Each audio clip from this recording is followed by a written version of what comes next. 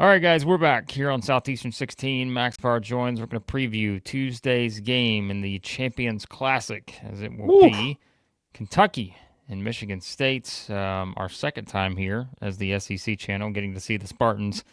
Didn't go so well the first time, with Michigan State getting the win over Arkansas and East Lansing. This one, of course, will be played at Madison Square Garden in New York. That is a 6:30 p.m. Eastern tip.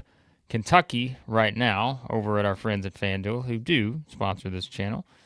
They are a 5.5-point favorite. The over-under set at 152.5 for the Cats. And before we get into our thoughts on the game, let's quickly tell you about our friends at GameTime SIDEKICKS. Officially licensed stainless steel drinkware. Every SEC school is there. Over 350 more universities as well. If you're a Michigan State fan, go ahead and get your cups. Maybe you already got some after the last video we did for Arkansas and such, but everything from the stainless steel sippy cups, tumblers, 40-ounce bottles, and the shaker cups. SC16 for 20% discount over there to you guys watching. SC16, GameTimeSidekicks.com. Get 20% off over there. All right, Max. Big story of the week for Kentucky, Jalen Lowe's injury. That obviously has an impact on this game. What do you know? We've got another game where Tom Izzo was not pleased before the game that they're going to play the SEC team. We mentioned the first time around. I think it was, Colgate. Tom Izzo was not thrilled about his team's performance. Then he wasn't thrilled about his team's performance against San Jose State.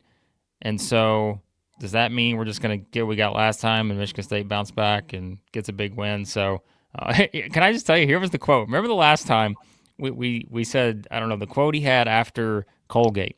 It was something I remember it. Izzo said, we're going to get our asses embarrassed or something like that. So here was the quote he had after San Jose State. Michigan State fans probably love this because they just are used to this at this point. But we're going to give it to you. Oh, man, we play like this, we're going to get killed.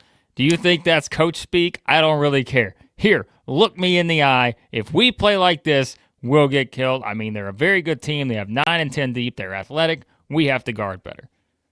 There you go, Max. There's your table is set for Tom Izzo, one of his inspirational speeches here to get the Spartans back on track after a 19-point victory. Tell you what, it worked last time. It worked last time pretty well. But Blake, it's going to be funny. Michigan State fans are going to be tuning in being, man, these guys both picked the Hogs last time. Please tell me they're both going to pick the Cats and keep this good mojo going. We'll see. Meanwhile, Kentucky fans don't want us to pick them, and it's just like, what do we do here? We might have to flip a coin at the end of the show. I know it. And the funny thing is, Blake, is both of these teams want no business of Madison Square Garden. No, they want nothing to do with MSG. And, well, if you look at last year, Mark Pope's first year with the Cats, probably take the worst loss of the entire season, losing to Ohio State by 20 in New York. That one is one to forget. And then Michigan State, Blake, has an all-time MSG record of 5 wins and 16 losses. That's not very favorable. The only thing going that I could find here for a little MSG love is our guy, my guy, reigning bully ball player of the year last year with the Tide, Mo Dioubate, is from Queens, New York. I'm looking at Queens right now. Mo D coming home, a little bit of a home crowd. That might be one of those.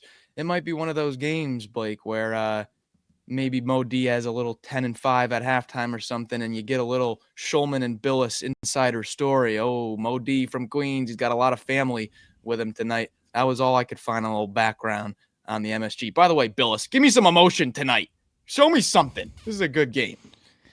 Well, if you're used to us and you're watching us and you're like, hey, these guys haven't thrown out a KenPom stat yet. Well, here's the deal. KenPom's not working right now. We don't blame Mr. KenPom for that. There's some kind of Cloudflare issue or something going on the internet. So, so we don't have our usual KenPom stuff. So, but we do have, again, kind of a feel for where things are at. And with Kentucky, like we said, it's kind of another unfortunate injury development with them, with Jalen Lowe. And it's, we've said before, it's just kind of frustrating for sure because when you think about the role that Jalen Lowe was expected to play on this team, of course, Jaden Quaintance, who's still not back yet, that's been an early story for the Cats. But, I do think, Max, this is a very important game for Kentucky because we talked about the strength of their non-conference schedule.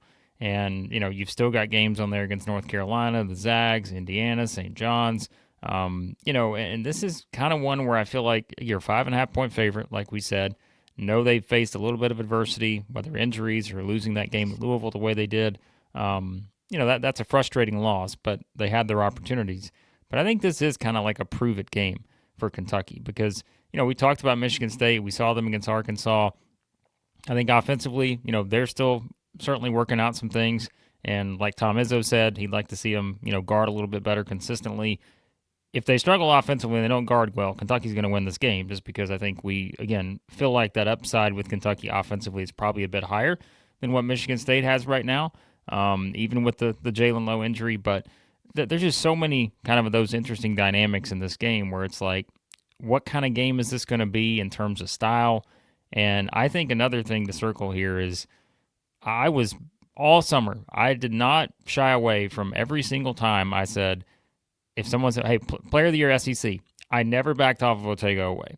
But right now, it hasn't looked that way just yet. And I think they need a big, aggressive, take over the game type performance here at MSG. Always make stars at the world's most famous arena. And I think it needs to be his in this game. I completely agree with you. 100%. I was going right to the backcourt because kind of the injury situation for Kentucky might play right into the strength of Michigan State's offense, ripping and running, transition offense. If you look at any player quote from the Cats this week, Malachi Moreno, Denzel Aberdeen, whoever it may be, what they were talking about was running back on defense, transition defense, flying back.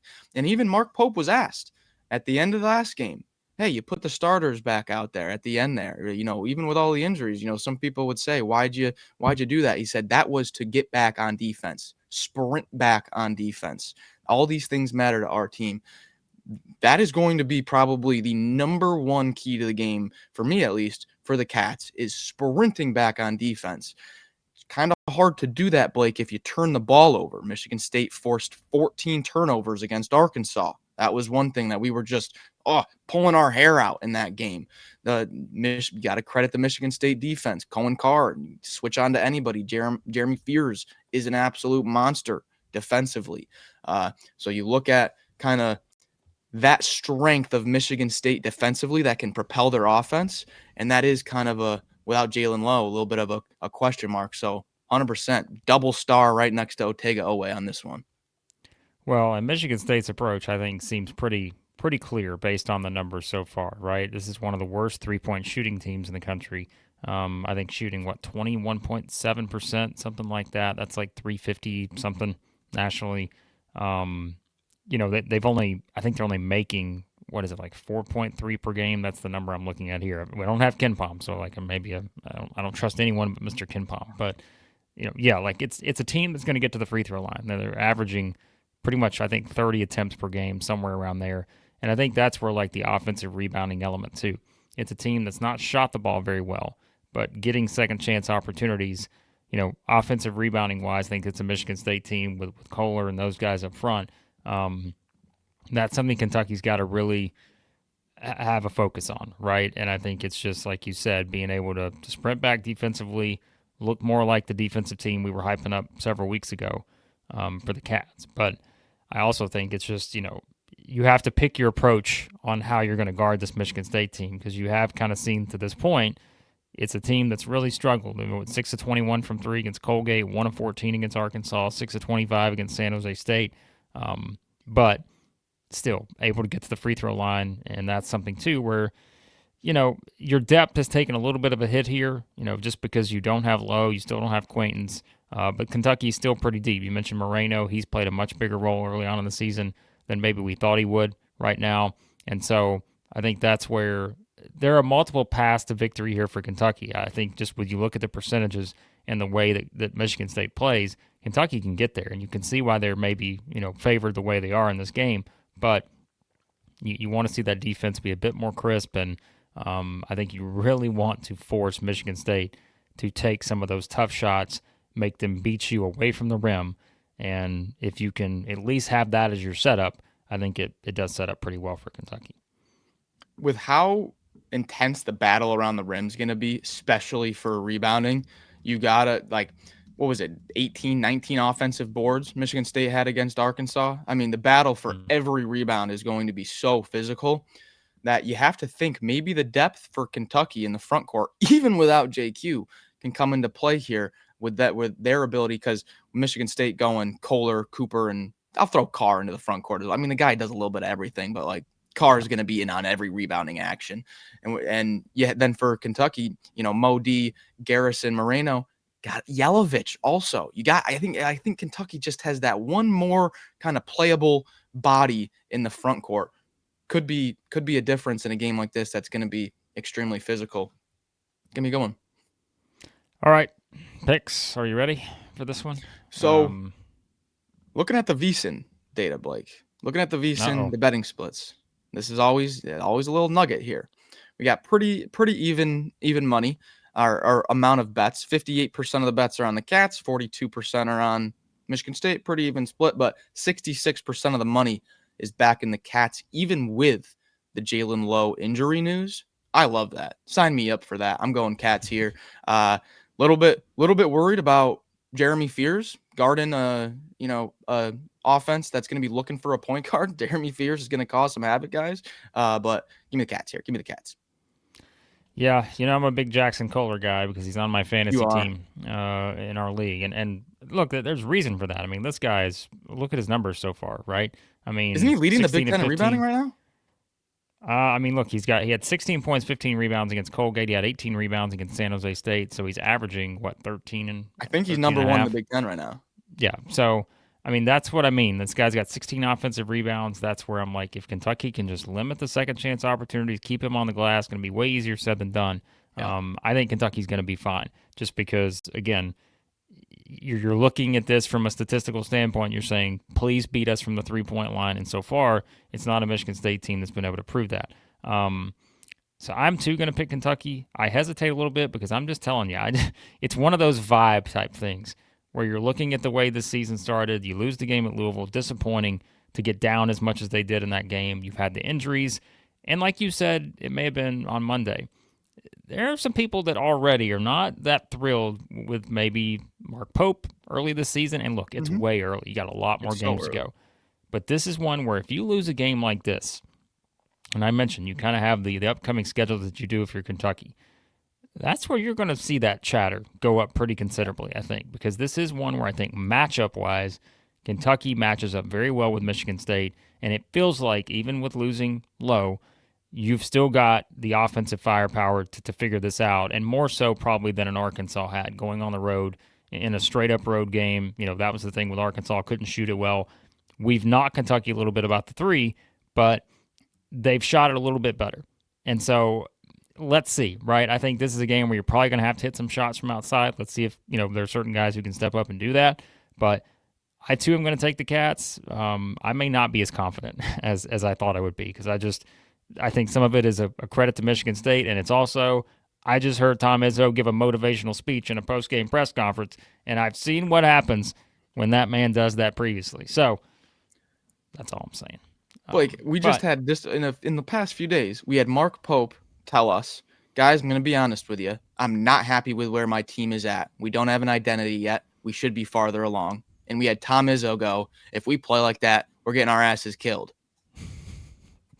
6:30 Eastern on ESPN. Let's go. Something's got to give here. So, all right, as always, you guys let us know your predictions in the comments. But before we head out, let's tell you about the yearly company, Nashville-based fine jewelry brand built on tradition, designed for meeting. Got the solid 14-karat gold, natural gemstones.